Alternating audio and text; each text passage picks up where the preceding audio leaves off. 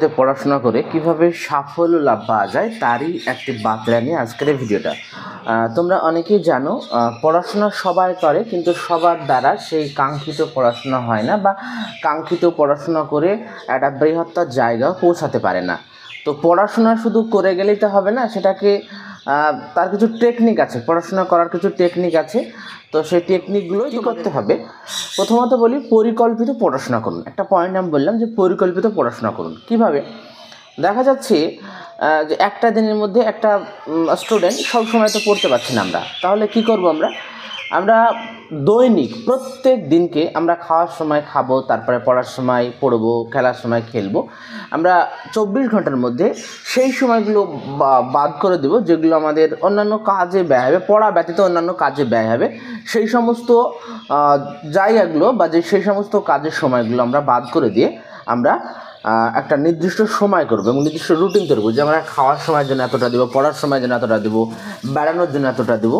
এইভাবে একটা রুটিন আমরা তৈরি করব। এতে কি হবে, এবং বিদ্যালয়ে যাওয়ার সময় বিদ্যালয়ে যাবো। এতে কি হবে, দেখা যাচ্ছে যে এই করে আমার মোটামুটি ধরো বিদ্যালয়ে 4 ঘন্টা, 5 ঘন্টা, তারপরে হচ্ছে প্রাইভেট আরও অন্যান্য কাজ, এইসব আনুষঙ্গিক দিয়ে মোটামুটি 12 থেকে 14 ঘন্টা কেটে গেল। থাকলেও আমার কাছে আর মোটামুটি 5 থেকে 6 ঘন্টা কিংবা 7 ঘন্টা। এই যদি 5 থেকে 6 ঘন্টা বা 7 ঘন্টা নিয়মিত তুমি বিষয়গুলো পড়তে পারো, তাহলে দেখবে একটা খুব ভালো রেজাল্ট হবে। এই কিন্তু এটা নিয়মিত করতে হবে, প্রত্যেক দিন কি করতে হবে, দৈনিক কথাটা যেন ব্যবহার করা হয়েছে। এটা একটা গেল। তারপরে হচ্ছে বলা হচ্ছে, দেখা যাচ্ছে পড়তে পড়তে কঠিন যে সমস্ত বিষয়গুলো আছে, সেই সমস্ত কঠিন বিষয়গুলোকে তোমাদের কি করতে হবে না, কঠিন বিষয়গুলোকে ভেঙে ভেঙে পড়তে হবে, অর্থসহ মানে করে বুঝে পড়তে হবে এবং কঠিন বিষয়গুলোকে বারবার রিভিশন দিতে হবে। আর তার দ্বিতীয় পয়েন্ট আমরা বলতে পারি যে সঠিক নোট তৈরি করুন। কিভাবে? গুরুত্বপূর্ণ তথ্যকে প্রথমত তোমাকে হাইলাইট করতে হবে। মানে তুমি যে বিষয়টা পড়ছো বই, সেই বিষয়টা হাইলাইট দিয়ে গুরুত্বপূর্ণ তথ্য, মনে করো যে রবীন্দ্রনাথ ঠাকুরের একটা বিখ্যাত কাব্যগ্রন্থের নাম গীতাঞ্জলি। তুমি গীতাঞ্জলিটা পড়লে, এবার পড়ার পরে কি হলো, ওই অংশটা তুমি কি করলে, হাইলাইট পেন দিয়ে হাইলাইট করে রাখলে। তাহলে পরবর্তী ক্ষেত্রে যখন বইটা যখন খুলবে তখন ওই অংশটা তোমার চোখে পড়লো এবং সঙ্গে সঙ্গে কোশ্চেন তোমার মেমোরিতে গেঁথে গেল। আর মনে রাখতে হবে যে কোনো একটা জিনিস পড়তে গিয়ে অল্প একটু পড়বো না, এটা বারবার ঘুরিয়ে পড়ো, দেখবে তোমার লং টার্ম মেমোরিতে, তোমরা শর্ট টার্ম মেমোরি থেকে লং টার্ম মেমোরিতে চলে যাবে। এটা একটা বিষয়। আর সংক্ষিপ্ত ভাষায় নিজের মতো নোট তৈরি করে তোমাকে পড়তে হবে। এবড়ো খেবড়ো পড়লে তুমি সেটা হবে না। সংক্ষিপ্ত ভাষায় নিজের মতো নোট তৈরি করে তোমাকে মূলত পড়তে হবে।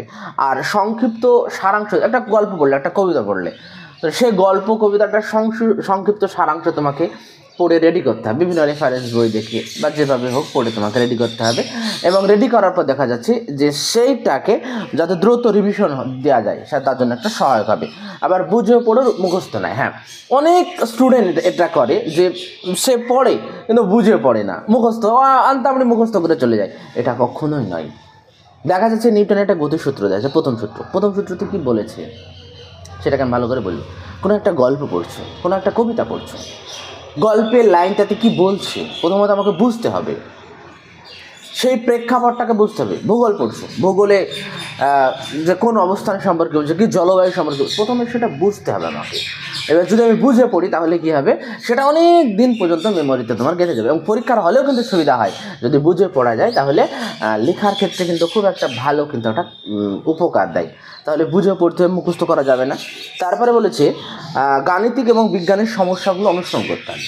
গণিত আর বিজ্ঞানের যে সমস্ত সমস্যাগুলো রয়েছে, বিভিন্ন সূত্র, তারপরে বিভিন্ন নিয়ম যে সমস্তগুলো রয়েছে, মানে হার্ডনেস, কঠিন যে সমস্তগুলো আছে, সেগুলো তোমাকে সমস্যাগুলো কী করতে হবে, বারবার অনুসরণ করতে হবে। মনে রাখার জন্য মিনিমম স্মৃতিশক্তি বৃদ্ধির কৌশল তোমাকে ব্যবহার করতে হবে। মানে মনে রাখার জন্য মিনিমম স্মৃতি কৌশল, এটা আবার কি, যে একটা জিনিস বারবার পড়ে সেটাকে শর্ট টার্ম মেমোরিতে কীভাবে লং টার্ম মেমোরিতে নিয়ে যাওয়া যায়, একটা জিনিস সহজ পদ্ধতিতে, সেটা তোমাকে করতে হবে। তারপরে নিয়মিত অনুসরণ করতে হবে। এবার কি করতে হবে, যে পড়ছো তুমি, পড়তে দেখা যাচ্ছে যে শুধু পড়েই গেলে, পরীক্ষার আগ পর্যন্ত পড়েই গেলে, এটা করলে হবে না। কি করতে হবে তোমাকে, যে মনে করো মাধ্যমিক দিবে, উচ্চ মাধ্যমিক দিবে বা বিভিন্ন কম্বাইন্ড পরীক্ষা দিবে, তাহলে কি করতে হবে, যে বিগত বছরে যে সমস্ত প্রশ্নগুলো আছে সেই সমস্ত প্রশ্নগুলো তোমাকে খুব ভালোভাবে খুঁটিয়ে পড়তে হবে। দেখা যাচ্ছে সেই সমস্ত প্রশ্নগুলো যদি তুমি দেখো তাহলে তোমার প্রশ্ন সম্বন্ধে একটা স্বচ্ছ আইডিয়া বা একটা স্বচ্ছ ধারণা চলে আসবে। তাহলে তোমার আর বুঝতে কোনো রকমভাবে অসুবিধা হবে না। এই বিষয়গুলো তোমাদেরকে মাথায় রাখতে হবে। তারপরে কি করতে হবে, যে এ তো গেল বিগত প্রশ্ন দেখা। এবার বিগত প্রশ্ন তুমি দেখছো, তোমাকে কিন্তু মনে রাখতে হবে পরীক্ষা দিতে হবে। 1 বছর পড়াশোনা করলে 3 ঘন্টাটা পরীক্ষার জন্য। তারপরে কী করতে হবে, মক টেস্ট দিতে হবে তোমাকে। বলছে যে নিয়মিত তোমাকে কী করতে হবে, মক টেস্ট দিতে হবে। যদি তুমি নিয়মিত মক টেস্ট দিতে পারো, তাহলে সময় এবং কোশ্চিন প্যাটার্ন কীভাবে তুমি শেষ করতে পারছো কোশ্চেনগুলো, সেই সম্পর্কে একটা স্বচ্ছ ধারণা থাকবে। আর কি করতে হবে, যে টাইম ম্যানেজমেন্ট তোমাকে শিখতে হবে। যদি কীভাবে শিখতে হবে, ওই তুমি প্রত্যেকদিন মক টেস্ট দিচ্ছ, মনে করো 2.5 ঘন্টা একটা পরীক্ষা। যদি আজকে মক টেস্ট তুমি বাড়িতে বসে দাও, তাহলে এই 2.5 ঘন্টা পরীক্ষাটা দিতে তোমার কতটা সময় লাগছে এটা তুমি নিজেই বুঝতে পারবে। যে এই পার্টের জন্য এত সময়, এই পার্টের জন্য এত সময়, তুমি এটা নিজেরাই ঠিক করতে পারবে। তারপরে বলে যে লিখে পড়লে তো মানুষ সহজ হবে। কী দেখা যাচ্ছে, গবেষণায় দেখা যাচ্ছে যে পড়ছো, এবার পড়ার অংশটা তুমি মুখস্থ করে ফেললে, মুখস্থ করার পরে সেটা আস্তে আস্তে না দেখে লেখার চেষ্টা করলে, যদি তুমি লিখে পড়ো তাহলে কী হবে, তো মনে রাখা সহজ হবে। তারপরে পর্যাপ্ত বিশ্রাম।